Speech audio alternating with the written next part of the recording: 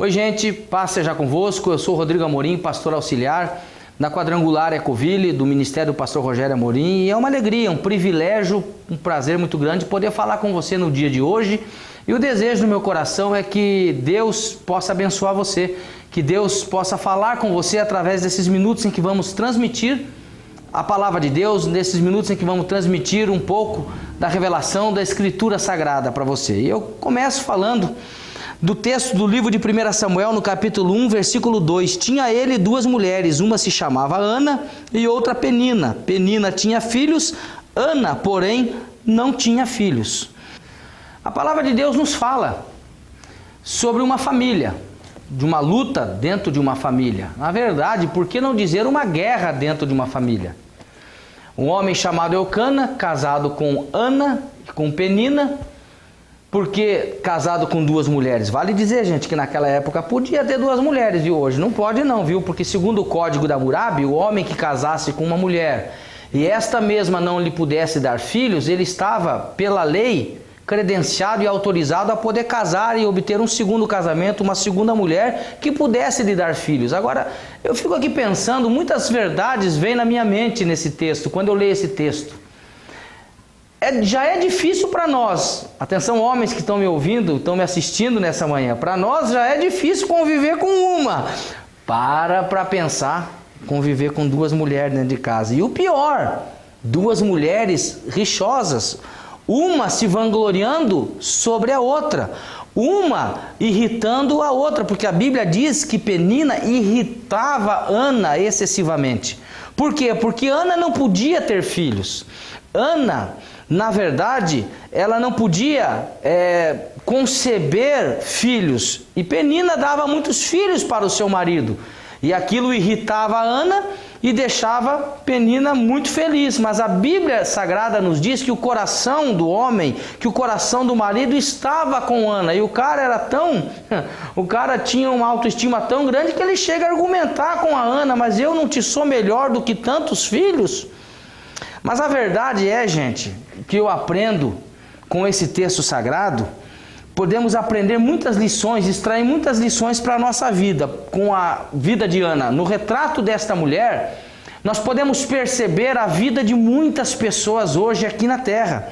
Essa mulher, ela é um retrato de muita gente que vive hoje aqui na terra, pessoas que têm um sonho, pessoas que têm um projeto, pessoas que têm um objetivo na vida, mas que não conseguem de maneira nenhuma, faça o que façam, haja o que houver, aconteça o que acontecer, essas pessoas não conseguem ver o seu sonho realizado.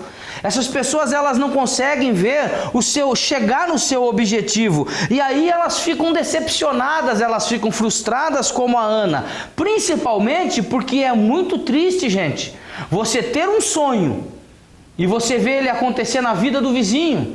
Você ter um sonho e ver isso acontecer na vida da família, do seu cunhado, da sua cunhada, da sua irmã, do seu irmão, dos seus familiares, do colega de emprego, do colega de trabalho, do colega de faculdade. É triste quando eu tenho um objetivo e eu não consigo chegar no objetivo, e como se não bastasse eu não chegar no objetivo, outras pessoas chegam antes de nós. Me faz lembrar do paralítico no tanque de Betesda: quando eu vou, outro vai antes de mim. E isso tem sido uma constante na vida de muitas pessoas, e isso causa frustração. Por quê? Principalmente no que tange a mulher, na vida da mulher, porque a maternidade, meus queridos, entendam, a maternidade, ela estava nos planos de Deus desde o início da criação. Deus, quando criou Eva, ele projetou Eva para caminhar, para andar ao lado do seu homem Adão. E também ele cria a estrutura da mulher, a estrutura física da mulher, para que ela pudesse carregar no seu ventre uma nova vida em formação. Agora, Ana era uma mulher a quem foi vedada essa alegria. Foi vedada a alegria de conceber um filho. Foi vedada a alegria de amamentar. Foi vedada a alegria de ver uma criança nos seus primeiros anos de vida, falando mamãe, falando papai, aprendendo a andar, desfrutando. Eu estou com meu nenê lá de 1 ano e 3 meses, embora eu já tenha 2 filhas, lindas como a mãe, inteligentes como o pai, né? E não que o pai seja burro e a mãe seja feia, muito pelo contrário. contrário, mas na verdade é tão gostoso a gente ver a alegria da criança experimentando pela primeira vez os gostos, andando pela primeira vez, falando a primeira palavra. Ana não tinha esse tipo de vida.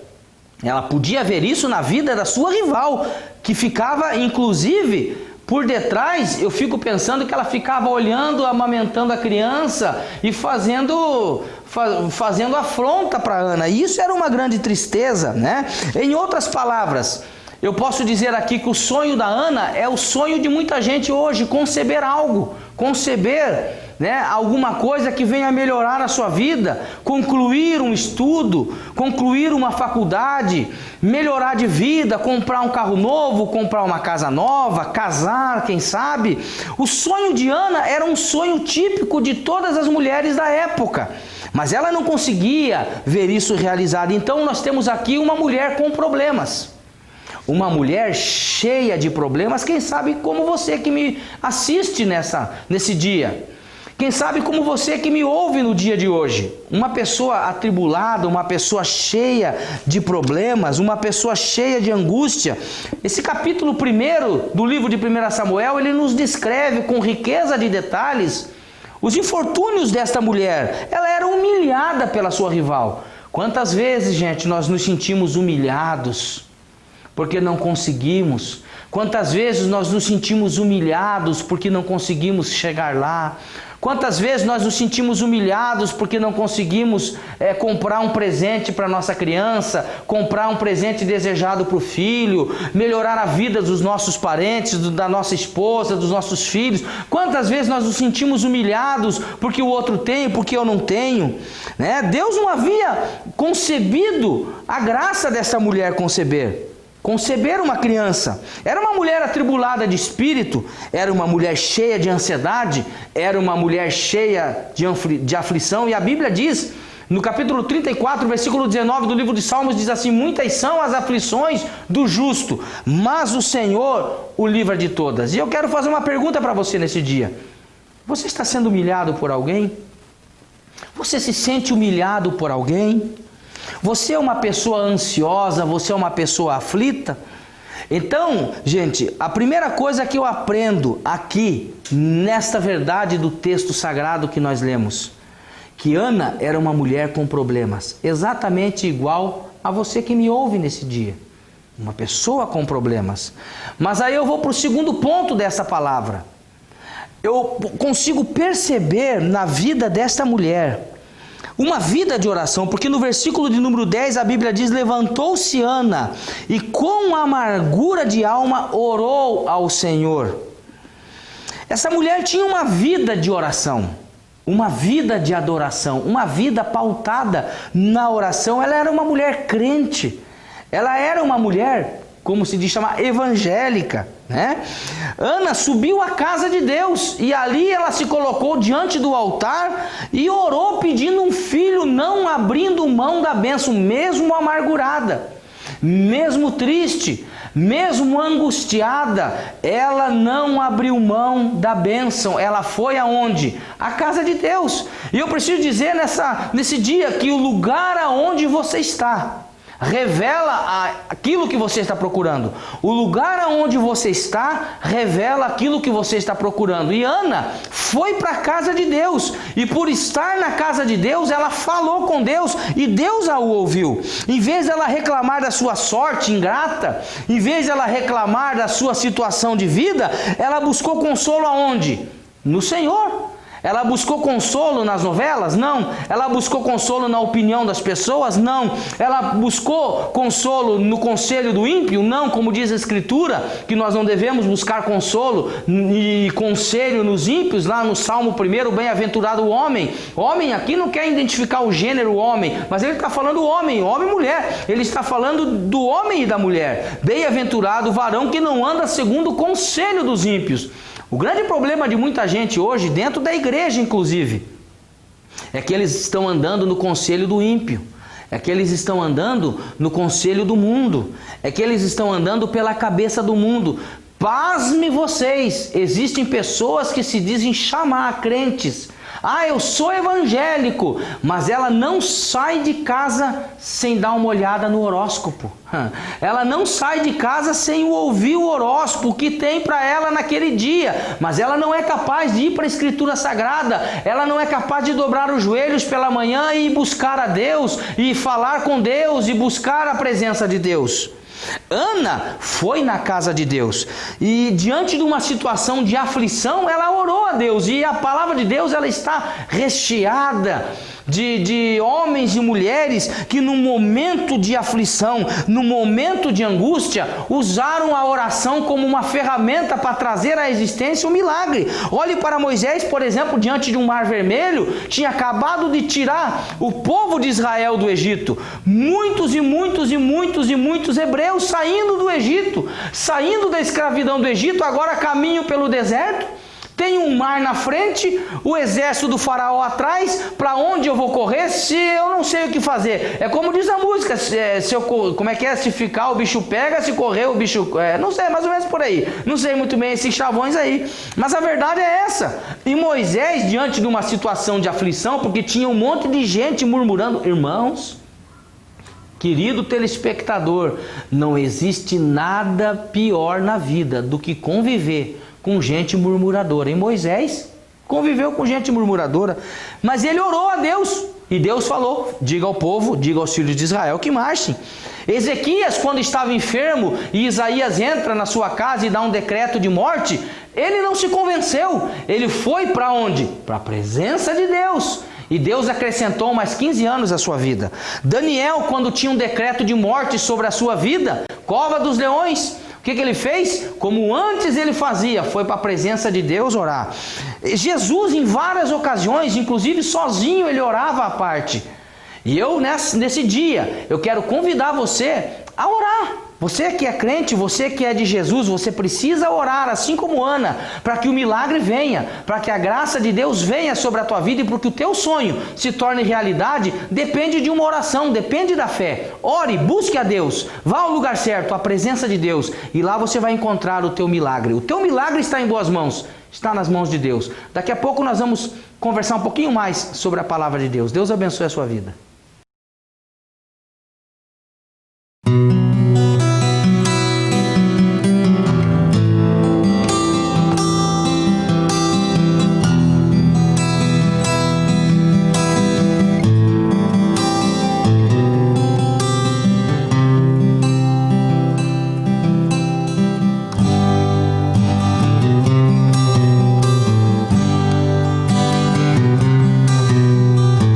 Teu amor quebranta meu coração e o faz em pedaços, toma e torna novo em ti, Senhor. Me entrego aos seus pés para adorar-te, para louvar-te. Sim, teu amor quebranta meu coração. E quando eu venho a ti, Jesus, não há forma de resistir. Me rendo ante ao teu trono, é ali que eu sou feliz junto a ti, Jesus. Sim, teu amor quebranta meu coração e o faz em pedaços, toma e torna novo em ti, Senhor. Me entrego aos seus pés para adorar-te, para louvar-te. Sim, teu amor quebranta meu coração. E quando eu venho a ti, Jesus, não há forma de resistir. Me rendo ante ao teu trono, é ali que eu sou feliz junto a ti, Jesus. Sim, teu amor quebranta meu coração e o faz em pedaços, toma e torna novo em ti, Senhor. Me entrego aos seus pés para adorar-te, para louvar-te. Sim, teu amor quebranta meu coração.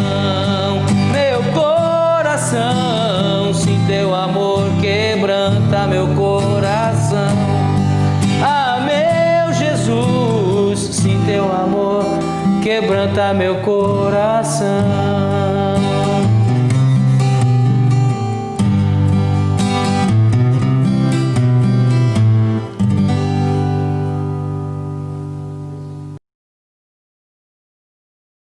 Muito bem, gente, como nós falamos na parte anterior dessa mensagem, na primeira parte, estávamos falando do poder da oração na vida de Ana. Ana foi à presença de Deus orar e eu citei aqui alguns exemplos de personagens bíblicos que oravam na sua vida. O próprio Senhor Jesus, que é o nosso maior modelo, o nosso maior exemplo, orava em todos os momentos. A história, por exemplo, está repleta de pessoas que não abriram mão da sua bênção, mas oraram. Por exemplo, Mônica, mãe de Agostinho, um dos pais da igreja. Essa mulher, eu não sei se você sabe, mas Mônica, ela derramava muitas e muitas lágrimas na presença de Deus em oração pelo seu filho mundano Agostinho. E certa vez um dos bispos da igreja lhe dirigiu uma palavra quando viu aquela mulher sabe Deus quantas vezes dentro da igreja orando pelo filho mundano. Aquele bispo lhe dirigiu uma palavra dizendo o seguinte: mãe, um filho de tantas palavras, um filho de tantas orações, não pode se perder. Não à toa, Agostinho foi um dos pais da igreja. Outro exemplo na história, eu falei dos exemplos na história da Bíblia, agora eu estou falando da história da humanidade. Susana Wesley, mãe de Charles e John Wesley, os famosos irmãos Wesley que incendiaram a Inglaterra com o poder do Evangelho. Essa mulher, ela dedicou uma vida de oração aos filhos. Ela orava cerca de 1 hora por dia e fazia com que seus filhos orassem com ela. Então, gente, a oração é de suma importância. Não uma reza, simplesmente algo decorado. Não, a oração da fé vai salvar, a oração da fé vai curar, a oração da fé vai trazer o milagre que você precisa. A Bíblia diz que Ana orou com amargura de alma. Outro ensinamento que eu aprendo na Escritura, que mesmo que eu esteja decepcionado, mesmo que eu esteja amargurado, mesmo que eu esteja passando um momento aflitivo, eu não posso, eu não devo deixar de buscar a Deus. Hoje os lares estão reclamando homens e mulheres que sejam de oração, que derramem a sua alma em oração na presença de Deus. Eu aprendo também a dedicação dessa mulher. Ana era uma mulher dedicada a Deus. A Bíblia diz, ela fez um voto a Deus e ela disse: ao Senhor eu darei, se o Senhor me der eu te darei. Em vez de querer segurar a criança para si, uma criança tão desejada, para pensar, uma mãe que toda hora era irritada, era humilhada pela sua rival. Agora Deus concede uma criança para ela, e ela vai devolver, ela vai entregar para Deus? Mas foi exatamente isso que ela fez. E sabe, isso me remete à vida de muitas pessoas que entregam a sua vida para Deus, entregam a sua família para Deus, entregam os seus bens para Deus, a sua vida num todo para Deus. Em contrapartida, tantas e tantas pessoas que apenas usam a Deus, apenas usam a Jesus. Me parece que na vida de muitas pessoas, Jesus é aquele gênio da lâmpada, que você vai, esfrega, ele sai da lâmpada, faça 3 pedidos e depois você guarda na gaveta a lâmpada até precisar uma outra coisa, uma outra situação, um outro milagre, aí você lembra que tem Jesus na gaveta. Gente, não convém que aconteça dessa forma. Ana era uma mulher dedicada a Deus. Agora eu te pergunto nesse dia, que garantia Ana tinha de ter uma outra criança? Que garantia Ana tinha de ter um outro filho? Mas ela, recebendo a criança, assim que o menino desmamou, entregou no templo, cumprindo o seu voto. E Deus, que sabe recompensar aqueles que lhe são fiéis, lhe deu muitos outros filhos. É só você olhar na Escritura Sagrada. Outra coisa que eu aprendo aqui, que eu quero revelar para você na Escritura Sagrada: Ana, ela era uma mulher de propósito, tanto que ela fez um propósito com Deus. Deus nos quer com propósitos na vida. Eu não posso viver a vida sem propósito. Eu não posso viver uma vida sem propósito. Eu preciso descobrir para que eu vim a este mundo. E eu quero dizer para você que você é um propósito estabelecido por Deus. Não, você não é resultado de uma relação fria. Você é um propósito estabelecido por Deus. Não poderia ser o contrário. Para pensar no milagre da vida, gente. 500 milhões de embriões em um espermatozoide e você foi o grande vencedor da vida. Quando você já veio para o mundo, você já veio na luta, mas você venceu a grande luta. Eu vou dizer uma coisa para você. Você não é fraco, não. Tudo depende da maneira que você olha. Você é um propósito de Deus e você precisa ter um propósito. Assim como Ana fez um propósito, era um propósito de Deus. O propósito dela foi Samuel. Samuel, não sei se você sabe, mas na Escritura, Samuel foi aquele que ungiu o homem segundo o coração de Deus. Samuel foi aquele a quem Deus escolheu para ungir Davi, o rei de Israel, o grande rei Davi. Tudo por conta de um propósito, porque ela era uma mulher de visão. Eu encerro minha palavra nesse dia, dizendo que Ana era uma mulher de visão. A melhor coisa que nós podemos fazer com e pelos nossos filhos é levá-los até Deus. A verdade é que se as famílias hoje se voltassem para Deus, a situação estaria diferente. A nossa sociedade estaria diferente. Eu não vim falar de religião. Porque a religião vem do termo religare, religar o homem ao divino, religar o homem a Deus. A religião nada mais é do que meros cultos, celebrações, festividades, né? Para tentar chegar ao Criador, para tentar chegar a Deus, para tentar chegar à pessoa de Deus. Mas eu preciso dizer nesse dia que enquanto as religiões tentam chegar a Deus, tentam alcançar a Deus através dos seus sacrifícios, através de tantas coisas, Deus já deu o primeiro passo, mandando o seu Filho Jesus para este mundo. A Escritura nos diz em 3,16 do Evangelho de João: porque Deus amou o mundo de tal maneira que deu o seu Filho unigênito para que todo aquele que nele crê não pereça, mas tenha vida eterna.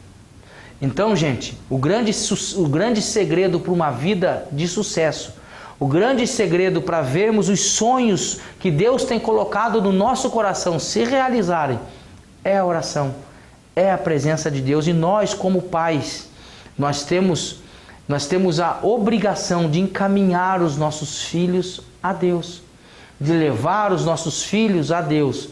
E esse programa, a finalidade desse programa é levar Jesus até você, é trazer uma palavra de fé, é trazer uma palavra de esperança para você que sofre, dizer para você que há solução em Jesus, que há salvação em Jesus para a tua casa, há salvação em Jesus para a tua família. Procure uma de nossas igrejas, procure a presença de Deus. Ana foi para a igreja, Ana foi para o templo. Vá para a casa de Deus, procure a presença de Deus, procure uma igreja do Evangelho Quadrangular. Seja uma pessoa abençoada, encaminhe os seus filhos a Deus, e eu tenho certeza, Deus que sabe recompensar aqueles que lhe são os fiéis, Deus vai te abençoar. Vamos orar. Nosso Deus e nosso Pai, quero abençoar milhares e milhares de pessoas que nos assistem através desta programação no dia de hoje.